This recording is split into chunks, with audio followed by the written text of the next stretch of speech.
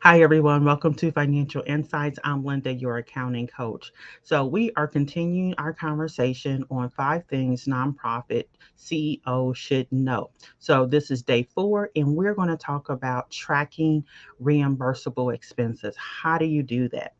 Nonprofits, as we know, work with volunteers, board members, and also staff.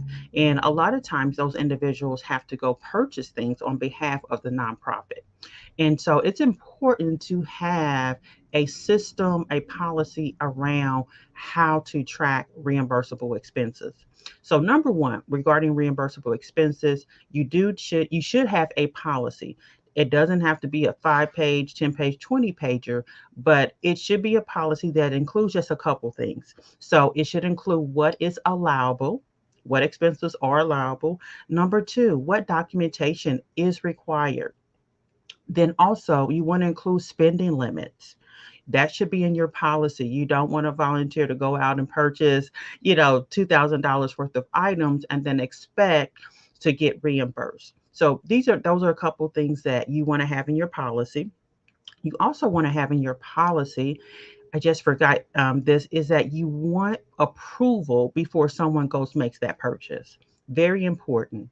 Make sure individuals know that they need to have approval before purchasing an item if they want to be reimbursed. Then number two, you want to have a standardized form.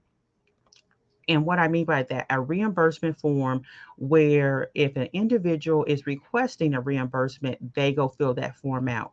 It can be in a Google Sheet, Excel, Word, whatever the case may be, but you want to have a standardized form regarding that.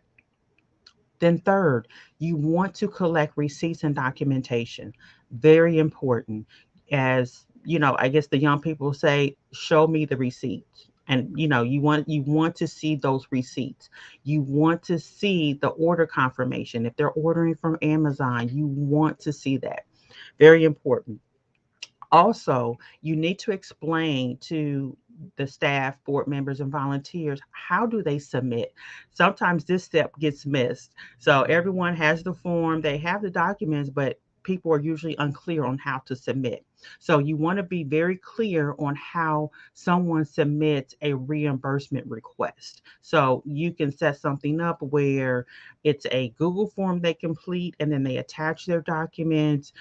Do they send it by email? Is it just going back to old school? They give you the paper copy. So just let everyone know how they should submit their forms and documentation. Then, lastly, someone should review and approve. You want to designate someone who is going to review and approve. And what I mean by review is someone is going to go through all the receipts. Make sure they match to the form. Make sure that person actually got approval. So, very important, someone is going through the documentation. Now, if it is the CEO who's asking for reimbursement, usually a board member probably should review that documentation. So, you want to make sure that is a segregation of duties. So, if you do not have a reimbursement policy, I think this is a good time to start creating one. So, when you have your next board retreat, next volunteer orientation, next staff retreat, this is just something that you know what you can review during that time. Everyone is on the same page. Even if you do have a reimbursement policy, you know what, go back, take a look at it, and see if it needs to be updated.